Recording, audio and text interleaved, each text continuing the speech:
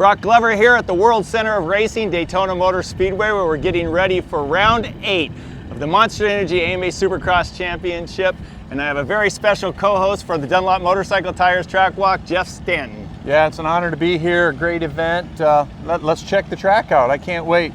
The cool part about this is it changes every lap. It does, and let's get going right now. So, weather sunny, talk about the track in general. This is a little bit different. The Dirtworks crew built this track. It's the first time since 2006 that they've been involved in building the track. And they did it in a little shorter duration of time. They did it over a 2-day period. Absolutely. Normally, they do it maybe a 10-day period. Yeah, as we know, they do all the tracks, and so they left Arlington, came here, and worked with the Speedway, and it's a better situation for the riders because the same crew builds the tracks all the week, and instead of coming here and having some union help build the track and maybe the jumps aren't what our guys are used to, this is way safer for all the racers to have the original crew that's doing the track every weekend build this iconic event.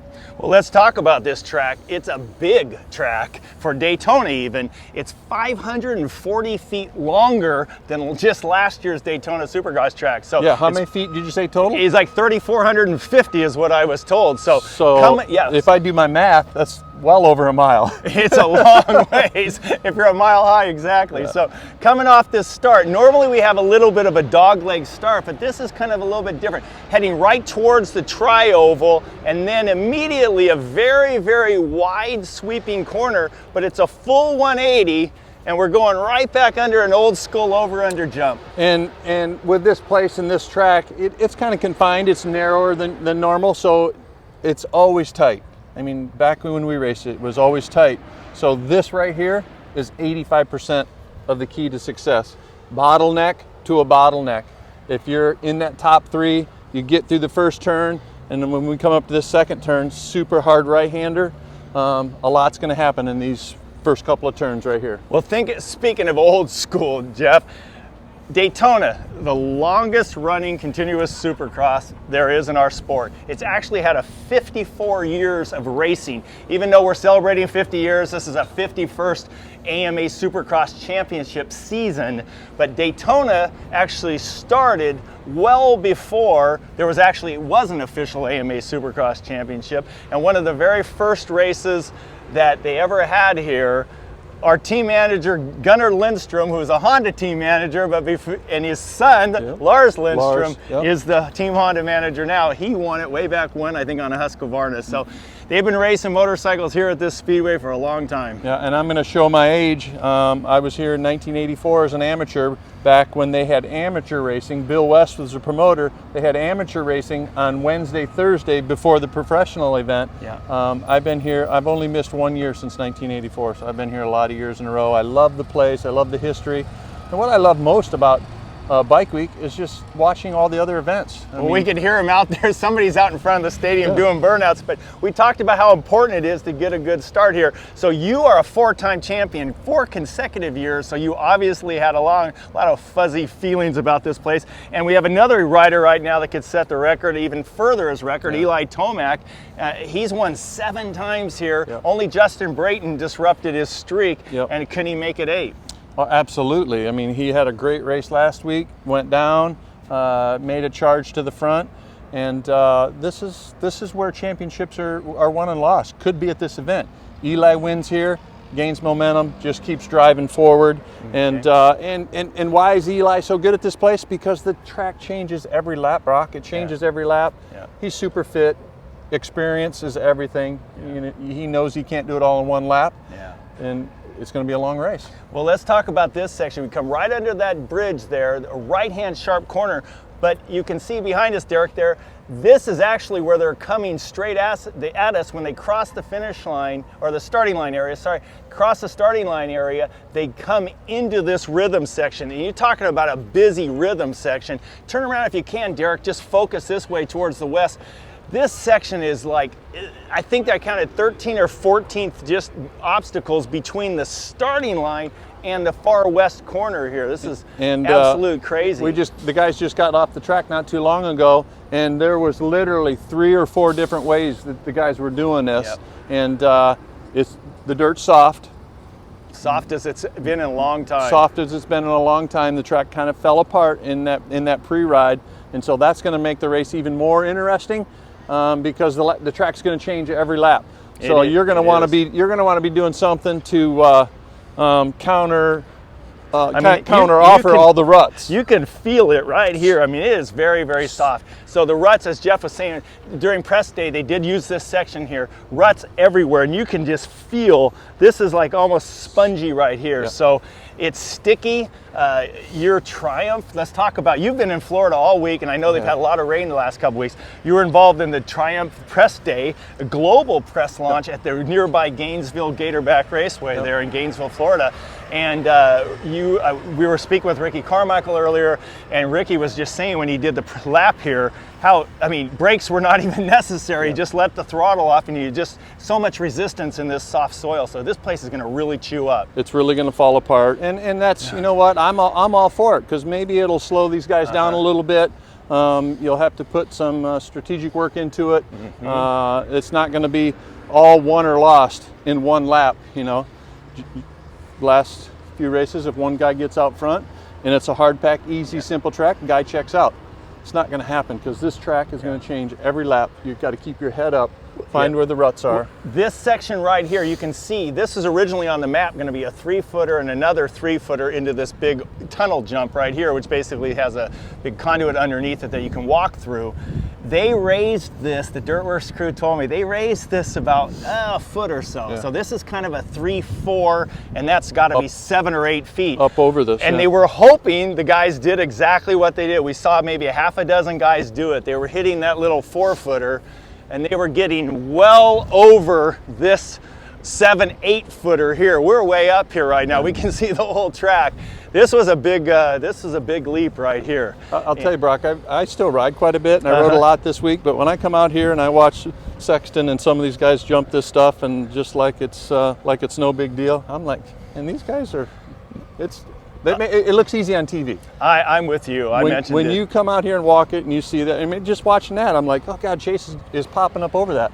And now that I come over here and see that he's popping from that, like you said, that 4-footer over that 8-footer, I'm like, man. And you see it, and they're doing it when you're in the air.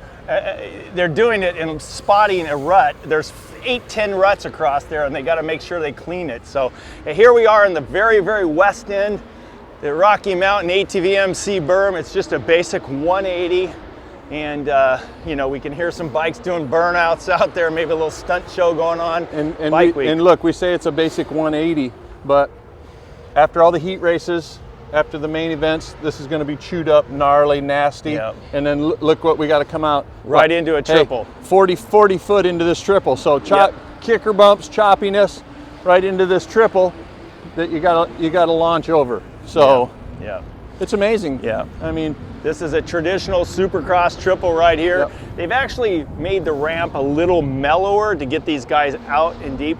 There is some breeze and wind right now that we feel during the day. It usually dies down at night, but this will be a nice tailwind, so guys won't have to worry about it. And a good clay surface to help stop some of the ruts to keep these guys safe over this big triple.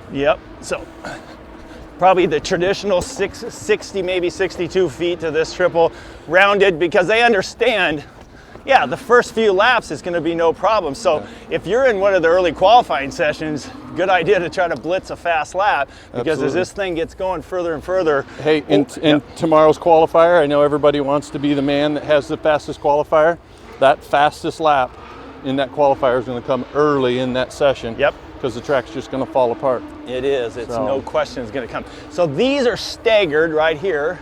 We have 5 of them. You got high, low, opposite. So as they rut up, maybe you move over, or maybe typical Daytona. We see this. We see this here every year. It's just kind of one of their iconic obstacles that they put in. You know, they've been doing that for 30 years. It has. So, the one thing nice about it, honestly, we haven't slipped yet. You picked a good one to do the track walk, because sometimes when they're throwing water on that adobe clay that we see out in the West Coast, it gets so slippery it's hard to even do your walk. And I like this year that they didn't put clay everywhere. So like this turn, there's going to be a 5-foot rut on the inside of this turn, because there's no clay under quite a few of these turns this year. So it's going to bring a little bit of old school back that we haven't saw. School. Yeah, remember they used to dig some pits and they used to do some jumps. Well, that's kind of what you see here. You got the grass on the infield. They just laid a little bit of dirt, but right here, it's straight up the grass right there. So literally this inside, it's going to have a 3-foot rut that's just going to keep going down to the sand, down to the sand, down to the sand. And I like it. It brings in a little outdoor, brings in a little toughness. Well, there's your. They got to think. There's your cohort there, Ricky Carmichael berm right here. We saw Ricky do a little couple laps out here earlier on the new Triumph 250. Yeah. So how did that press launch go for you guys? You've been riding all week. I've been riding all week. The press launch went super good. So we Triumph flew in the American press for the first day. You know, Verb Moto, Whiskey, all of them, and spent a whole day with them riding the bike, adjusting it to get them feel good, and you know, for Triumph, honestly, it was sink or swim. We needed good results from today's press and social media to get this thing to fly. It went super awesome. We did 4 days of it.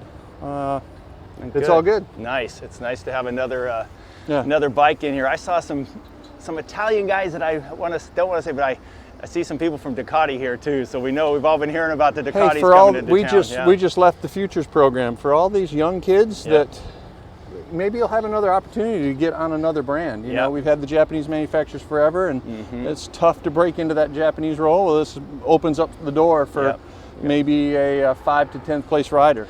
So coming out of this corner right here, we can see if Derek, I don't know if you can see Ricky's line. Ricky was just clearly going for the double, but right here, the top guys are going to be tripling this unless it gets a nasty rut. Right. And this right here, we're finally working our way back to what we know as the over-under jump. Now this section right here, this is used every lap. The underneath pass, 1 lap on the start only. But we're gonna have to see if we can get up this. That thing's steep. Reminds us of the old Paris Supercross. Absolutely. Hey, what's the stat? How many races do they use the over and under at Supercross? Oh, you know what? You're asking me a question. I don't know the answer. And right now. I do know because Ricky just told me. I just know that this is the first time this year. First time this year. Yes, we're halfway through, and you know, round 8. Yep, coming up on it. So, or just one. But anyway, super steep. It may not look steep right there, but that is super steep. Derek, zoom in on my man, Tim Kennedy. He's out here. He's my stats man. He gives me the measurements. He measures every course. Has to walk this whole thing. So, big shout out to you, Tim. Thank you. World vet champion, 60 and over on a Bull Taco or something. He rides a dinosaur bike, but he gets around pretty good. So again, super steep tabletop. They'll use the top table every lap. They'll only use the underneath on the start, and then here we come into a split lane. Broc's on the inside. I'm on the outside. Okay. Again, no clay here, so it's going to get tore up. It's going to get beat up, and as the day goes on, we'll see which lane's going to be the fastest. Yep. There's only 4 feet, according to my man Tim. 4 feet difference between inside and outside. Really? So depending if you've given up the speed in the early part, do a little hook here, come through. And Jeff's gonna stay on the inside, and now I was inside, now I'm gonna be outside.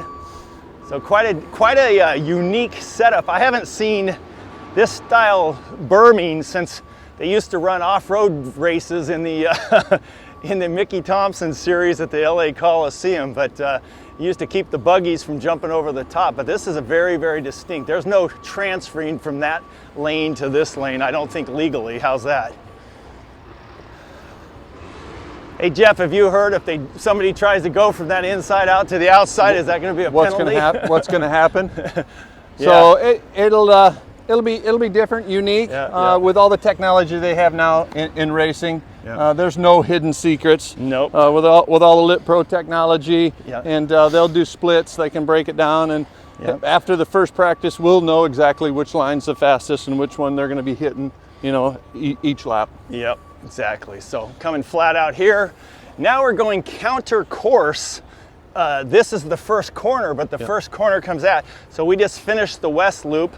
Guess we're gonna have to try to speed it up because we try to keep these walks down to 15 to 20 minutes, but this is a huge course. This is twice what a normal Supercross track is. So we gotta keep it moving. So finish line in front of the stadium. Yep. Stadium ticket sales are Yep. through the roof. I had dinner last night with everybody from the stadium. Yep. They're looking to surpass the all-time attendance in a Supercross event ever this weekend as far as ticket sales are going. Wow, I saw 2 sections were already sold out. Let's talk about that. You're hobnobbing with all the big wigs at Daytona, and you can tell us why, because you are the 2024 what? Yeah, they Grand Marshal, come on. Yeah, they come called on. me last week and says, hey, we want to continue to do this Grand Marshal thing. You had great history here. Yep. And so, yeah, Grand Marshal for this year's event. I'm super honored. I love this event. It was always a huge part of my life and my championship drive, and yeah, it was awesome.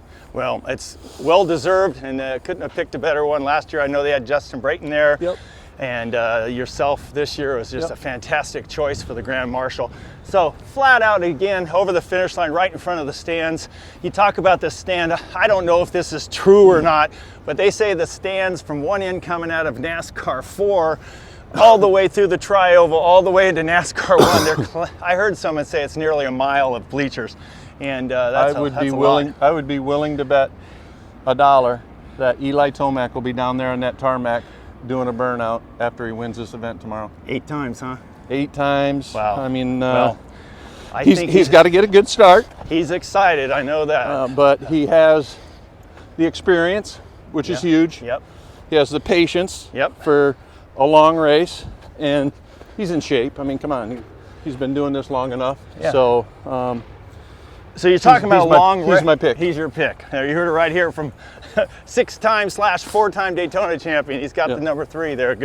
That's a good, solid pick, no question. So, you talk about this track. You know, it's just how long it is. This could be easily the only race so far this year that's under 20 laps if they run 20 minutes. Yeah. You know, this is 3,400 plus feet long. We talked about that. These lap times could be a minute 20, minute 30. Yeah, but for me, I would rather see it that way. Yeah. Is to have like Detroit, where they did 28 laps. 28 laps in the 450 main. To me, crazy. As a racer, ex-racer, 28 laps, the risk to reward is it's becoming too much. And the organizers, you talk about this right here. Shoot, looks like a golf course right down here. I mean, again, this is no in between clay, no clay in a lot of sections, Yep. so these are all going to get tore up, and it's going to get ruddy. You're going to get super choppy, get some kicker bumps in it. Yep. It'll bring a little bit of an outdoor feel. So I'm excited for it. It's going to be good. The racing this year has been absolutely awesome. Let's talk about that. Let's talk about the attendance. So they brought in, for one, a Spanish broadcast, simulcast, which has been really good. Big numbers. They've had TV numbers are up 60%. Some of it's because they've started the races earlier. Yep. So 50% of the population that lives in the Eastern time zone, and the other 20 or 30% that lives in Central, those guys have been able to watch the races. Those people are going to be able to watch the races. And that being said, they didn't have to watch the next day. They could watch it live without falling asleep at 1 o'clock in the morning on the couch. Another statistic, Ford Field in Detroit. Yep. The largest watched Supercross ever.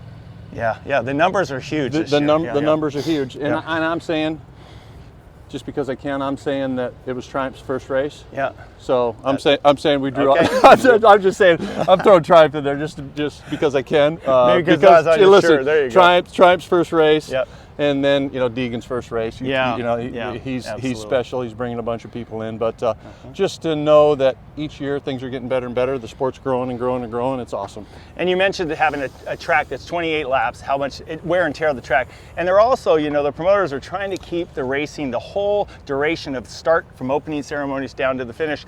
You've even seen them throw in this 450 class first heat to try to get the big name people right there. Right there. Capture the attention of the maybe peripheral audience that's not normally a Supercross. Oh, I've heard of a Tomac, I've heard of a guy like that. They want to have them, once they click into that, they don't want to change the channel. So it's worked. It's a little bit of a challenge in the LCQ area, I get that, but it's also, hey, it's hard to argue with the success of the television numbers for a multitude of reasons. But coming out of the very east end corner there, we talked about just almost the moguls into the Dunlop corner. one little roller pre-whoop. And a tradition that we've been seeing at most of the races this year is the 9 whoop. Yeah. It's not 14, it's not 12. I'm sure there's a few riders that are grumbling, but 9 seems to be the number they're sticking with. Yep. And so clay, these are not, Yep. they'll break down a little bit. They'll get a rut in them, but Yep. pretty good clay right now from what we see. Nice red clay. So this will separate the men from the boys. You know, we got guys that are great through the whoops, and they may turn out to be 3-3-3 jumpers that we've been seeing at some of these Supercrosses, to where they get so gnarly, guys are just hopping through them. Yeah, that's last week in Arlington. We saw a lot of hopping in and hopping out, just absolutely. jumpers. So absolutely. And you're talking about the attendance and all this. The last 3 rounds, we had Detroit, Arlington, and we had a Glendale mixed in there, and all 3 of those were the highest live attendance that we've had at any of those venues over the history. They've never had better attendance. So that's been good. Last week had almost 28,000 people just in the Fan Fest alone. So people are loving Supercross. A lot of great things here. You know, the Daytona group's done something that they've never done this year at this event. They got their double-decker semi VIP area. I saw that. And you got a pass for that? Because I sure don't. I do. Okay, all right. I figured you would, being Grand Marshal. And so they're like, we didn't know how to put a price on it, and they put a price on it, and it all sold out instantly. Wow. And so just a lot of cool stuff happening, like that VIP fan area that people are not afraid to spend the money and have the luxury and be right getting dirt thrown at them. You know what? It is an experience coming down here. And they're investing into it and making things better. Good, good. So coming out of the whoops, just get a good drive, and then you've got a triple onto this table here. And then a little different, you got back-to-back tables right here. They should go on, over. Over, that's the plan, yeah. Or, I mean, I'm saying by the time it gets tore up, they're not going to be able to go all the way downside this, and then I'm going to. So you can see that, Derek, right here. When you're coming through the clay whoops, you can see all the dozer-built whoops there. And then you've got what we think they're going to hit is, if they got enough speed, obviously, the first up onto this table we're standing on, and then right over. I mean, if they were to downside this, which is I don't see any reason to do that. You'd launch here and go in, but I just think you mentioned on, and then over. So could be a combo. Another sharp turn to where this will be one of those turns where somebody's gonna run it in. This is where the aggressive passing will take place. If you take your time and set somebody up, somebody goes wide, you know, you're gonna see guys coming right in here, meeting right in the middle, moving them out of the way a little bit. So let's talk about 250 East. So this is round 3 of 250 East. Normally Daytona is usually round 4 or so we're just kind of getting into it. You look at the point standings, the top 4 riders, none of them have a win. I think the average finish of the top 4 riders in the first 2 rounds has been around 6th. So let's say that again. Top 4 guys, average finish is 5th, 6th. And all the way back to 11th. And 11th place average finish, I think, has you in the top 4, I believe it is. It's crazy. It's not, It's not that you always got to be the fastest guy. It's that, I mean, I won one of my championships, I only won 1 race. But you got to be there every weekend, week in and week out. Okay, Deegan had, everybody knows Deegan had the race that he had the first round. Big first turn pile up, and he still finished, which kudos to him. And he's making the drive, but we've got Max Anstey, Pierce Brown, Daxton Bennick, and Cody Schock are in the top 4, and Deegan's 1 point back in 5th, but only Deegan and Faulkner have the 2 wins. How cool is that for Max Anstey? I know. I mean, the guy's he's put in the work. He's just been grinding and grinding and grinding, and he's got the #1 plate going into the most iconic Supercross of the year. So hats off to him. Super proud of him and the team for backing him up. And now we go into some sugar sand. You got it. Just out of that 180 there, up on off, and that's what we saw pretty much all the right. And then here, boom.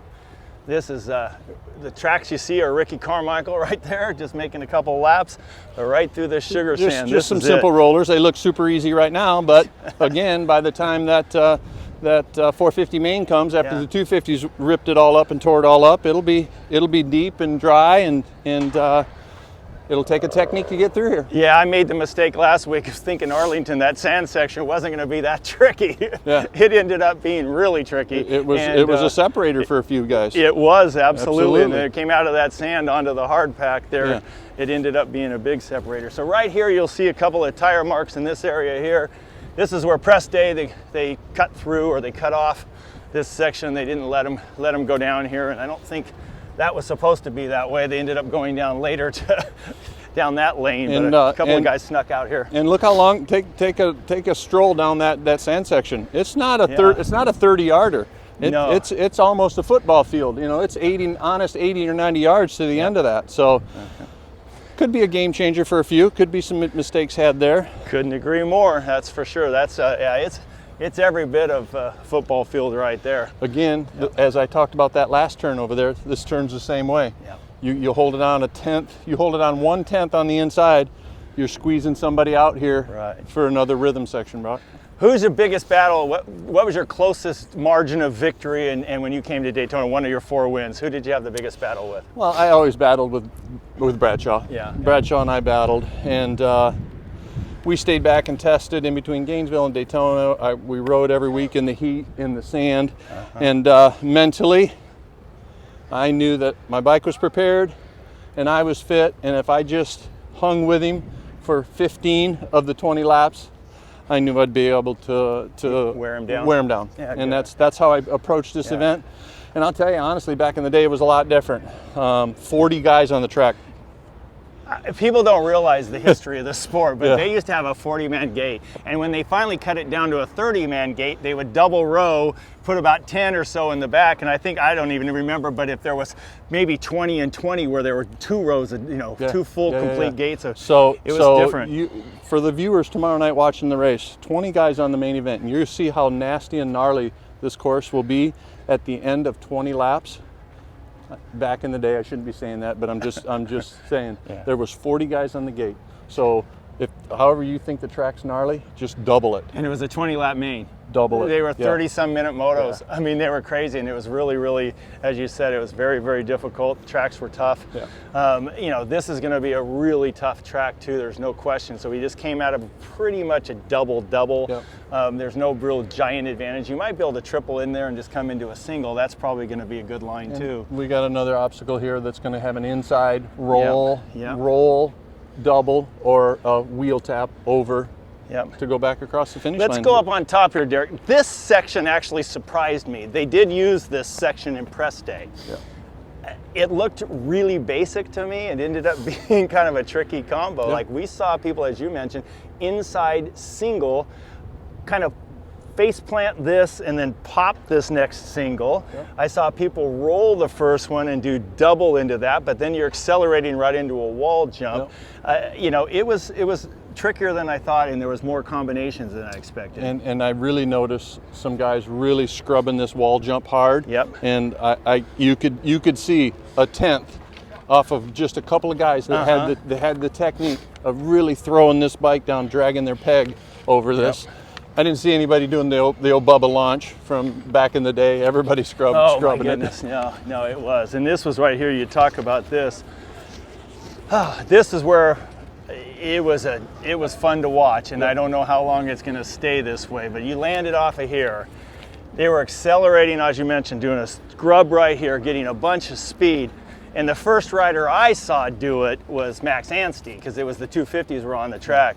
But they hit this little two-sided shot here. We're going across the starting line, by the way, just so now you kind of put an orientation of where you are. And we're winding down our lap here, but this is what section was very, very tricky.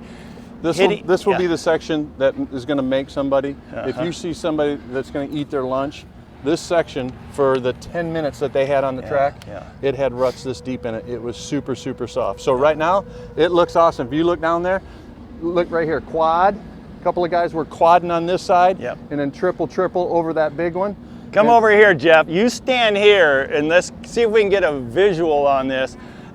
Max Anstey, Chase Sexton, about 4 or 5 guys that I saw were hitting this jump here and quadding into where the Triumph Tough Block is and where the over-under comes in. They were clearing all the way over that, and then from there they were hitting another 3. And you talk about risk reward. That was a big one there. And as I say, over 20 laps, and they're doing it now, and they may do it the first few laps of practice, but it's going to break down significantly, and it'll be if I look at this and I'm racing, I'm going to do it in practice the way I feel it's going to happen in the race, where I know I can do it for 20 laps, every lap, and make it happen. And then you start throwing in the fact that you have to qualify well. So then you got to lay your qualifying time, because if you turn around and you see the start, most of the good starts are coming from that left side of the gate. Absolutely. And it's kind of an interesting setup where they have quite a bit of gates. They have, I think, 15 on one side of the doghouse, and then they have a 5 on the left side, or 6 on the left side. And, so, and if I'm coaching any of the kids that are racing, I'm telling them to line up on gate number 1 or gate number 2, control that inside. If you're a good starter, you can control it. If you're a bad starter on a start like this, where's all the momentum go, kids, parents? All the momentum goes to the outside. Right. You cruise around the inside, you protect it. Little things add up. Yeah. So Tomac has a chance to go 8-time. We look back at the history of this sport, and we have Rex Staten, Ricky Ryan, and Justin Brayton, 1-time Supercross winners, all here at Daytona. You think that can happen again? I personally don't. No, I don't think we're going to have a 1-time new winner here. Yeah. No, I mean, Jet's he's hot right now. If he gets what I call clean air and can get out front and be mistake free, he's tough. He's proven that week in and week out. Yeah. But it's hard to go against the number 3 that's won it so many times. Yeah. He's a great outdoor rider. This turns into an outdoor facility a little bit. But it's going to be fun. The racing this year has been awesome, and I'm just proud to be a part of all of it. Very good. So, hey, thank you for tuning in. Sorry if it was a little bit long. It's a big track, and we got a lot of information from a fantastic champion, Hall of Famer Jeff Stanton, and 4-time winner and Grand Marshal of this year's 2024 Daytona Supercross. So tune in next week again to the Dunlop Motorcycle Tires Track Walk, when we head a little bit to the west and go to Birmingham, a new venue. So super excited about doing that one. So thanks for watching. Enjoy, everybody.